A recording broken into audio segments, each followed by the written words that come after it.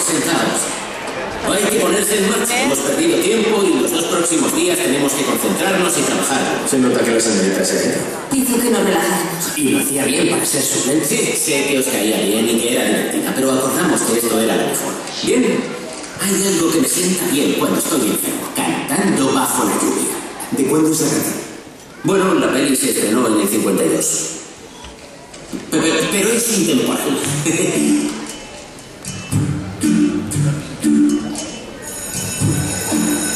Señorita Holiday, ¿podemos hablar un segundo?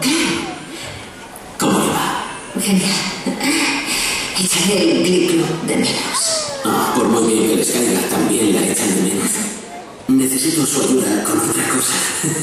Verá, me muero por hacer cantando bajo la lluvia. Demuestran lo genial que es, pero ellos creen que es anticuada. ¿Te importa ayudarme a hacerla un poco más moderna?